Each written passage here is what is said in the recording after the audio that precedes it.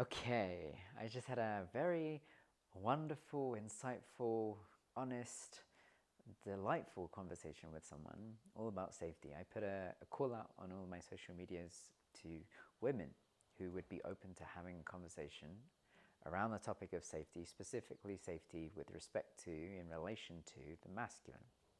And I had this person reach out and we just had our call. And I'm so grateful for that. Not only because of the trust, but because of the insights that we've had and how interesting the conversation was. And I wanted to share some of that with you. So ultimately, what this led to was a recognition that, at least for this person, and I think I agree, is that safety isn't something to be cognitively understood. It's something to be somatically embodied. That, and maybe there's an element of both, perhaps the dualistic nature of reality. It gets to be both. Having the cognitive understanding that you are safe is very different to having the somatic embodied understanding that you're safe. And you can tell yourself you're safe, but if you don't feel in your body that you're safe, then you don't feel safe, ultimately. And so it's then, well, what do you need to do to be able to embody safety? What does that actually feel like? Because we can use words and point to it as much as we want. But like this person said, and I'm grateful for her invitation to do this and the recognition of it, and it actually speaks into tantric teaching that it's completely individualized, personalized, felt experience rather than a universal conceptualized one. And I think that's part of the key takeaway for me, is that this person invited me to sit with my sense of safety as a way of being able to connect with others and their sense of safety. So what does safety mean or feel like for me? And what this person was saying was that ultimately for them, it's not about external factors, people, relationships, money, that creates safety. It's an internal thing. It's how can I feel a sense of safety within myself? And for her, that comes from taking the time to self-reflect. Where is it? That it's a willingness, that safety involves a willingness to face one's deepest fears and pains and to rest in the acceptance that life is inherently unsafe. And I think that's an interesting point. So we're all privy to conditioning. The way we grow up, the way we are in society, the way we navigate the world, we get conditioned to react and respond certain ways. And that's just how we're built. We have this mind that is capable of being programmed to react to stimuli in a certain way. And then that creates the construct of the ego, who we consider ourselves to be, and we become overly attached to that. And really that's the tantric path, is detaching one's awareness from one's ego, from one's mind, to be able to live in essence nature. And I think that's kind of what this person was alluding to and saying, in that rather than being susceptible and automatic to the programming that resides within us, is actually taking the time to look through the layers of fear and pain and conditioning and see what's underneath. And it's not an easy thing to do, and I think that's why not a lot of people responded to my call out to have these kind of conversations, because implicitly, if you're beginning to question what makes you feel safe and how you feel safe, then there's the risk of not really feeling safe, or bringing into consideration, oh, am I safe? How safe am I actually?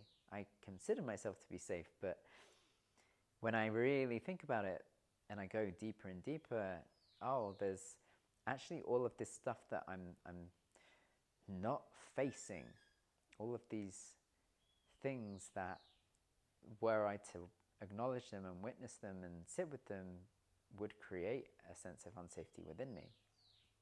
So I understand why some people don't want to explore this topic. And in doing so, it creates perhaps a true sense of safety. And where it landed for me, where I arrived, was what safety is for me is knowing that whatever happens, I'm going to be okay, that I am okay. And I think a lot of the fear that we experience is a fear of, ultimately, it's a fear of death. It's a fear of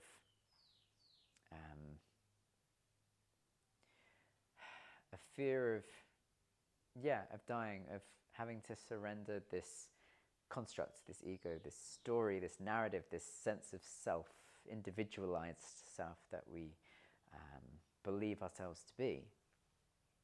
And death being the ultimate release of that. And that's where a lot of people fear it. From a tantric point of view, death is just the dissolving back into divine infinite consciousness. It's the individualized expression of consciousness just going back into infinite consciousness. It's like the individual wave dissolving, melting back down into the expansiveness of the sea. It doesn't cease to be. It just returns to what it actually truly is at its essence. These programs that we have installed, they help us navigate the world. But ultimately, a lot of the time, they were installed as a safety response. Behave this way and it will maintain safety for you. And then we become so conditioned by these programs that we don't actually look beneath them and find our essence nature and find this sense of ourselves and the safety that lies in that. And this person was saying that even though we're conditioned culturally very differently, masculine and feminine, male and female, ultimately there is a universal felt sense of safety. And for me, I would agree with that. We experience the world differently through our engendered bodies and through our gendered conditioning of society, the way we're conditioned by society, depending whether you're a male-bodied or female-bodied. We get very different experiences of cultural conditioning, of those stories, but ultimately underneath all of that, our essence, self of safety is universal, it's the same. And how couldn't it be if we're one consciousness? Being able to return to that is this recognition, for me at least, that whatever happens, I'll be okay. I'm intelligent, I'm resourceful, I'm capable, I'm able to deal with anything that comes up, because I have dealt with anything that comes up. I may not have done it exceptionally well, but I'm okay. I'm still alive, I'm still going. And ultimately, that's what safety is. It's knowing that you'll be okay, for me at least. And so this person's invitation was, one, to read a book, which was The Will to Change, which explores these topics. And secondly, to investigate my own sense of embodied felt safety as a way of resonating and connecting with the feminine and ultimately anyone as to how to feel safe or what safety feels like. Because whilst we can use words, okay, honestly, I had to re-record this because the audio didn't work. So if I'm repeating myself, it's because I've already said it before, and not necessarily in this video, but I'm not quite sure. So I'll just say it again anyway. We use words. We all use words. We point to things. Words are just an approximation. They're a tool that point us in the right direction, point us towards something. They point us towards a felt experience. But words are universal, and they can't fully express a felt experience. They can only allude to it. And so we're trying to use words, we're trying to use cognition, we're trying to use the mind to communicate something so individual and felt, which means there's room for error. So what this person was saying was, for me to understand your experience of safety requires me to understand my experience of safety to then be able to communicate it, or at least attempt to communicate it between one another. And also, what I loved this person saying was, for them to feel safe is not only their embodied safety, that felt sense of, being okay, because they've taken the time to look through all of the challenges and return to a sense of, oh no, I'm actually okay, even though all of that stuff is there and I've been through it and it's part of the story.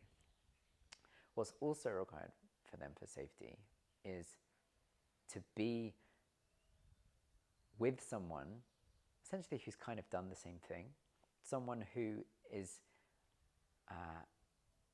who embodies safety within themselves, who is the embodiment of safety, to be able to hold that space, to allow them to express themselves, to go on their journey, to feel welcomed in their expression. And I think that was one of my main takeaways, is that in order to create safety for anyone really, but I'm focusing on the feminine, is for me to know what safety feels like in myself, to be able to have the conscious awareness to choose how I respond in the moment, and that's the response ability rather than the reaction, rather than the programming. It's the choice to respond how I want to, or the choice to respond. And then to be able to invite the feminine to go on their journey of exploration of their stories and challenges, so that they can find what embodied safety feels like to them, so that they can know it at a cognitive level and at an embodied level. And I like that, because it's an invitation for me to hold my conscious awareness, to hold my sense of embodied safety as I invite another person to find that for themselves. Essentially, to not be reactive. I have the responsibility to maintain responsibility. And yeah, I like that. I like that a lot. And to be a safe in space, to be a safe person for the feminine, for them to, in the moments where they feel challenged, where they don't feel safe, to return to that safety. Because it's, I guess paradoxically, it's always there, that feeling of safety, because it's the ability to choose, and it's always not, because life is inherently dangerous, in the sense that it's perceived as inherently dangerous, because the individualized ego expression will at some point dissolve, and that gets to be okay. That is okay. Yeah, I feel complete with that. thank you for going on that little journey with me.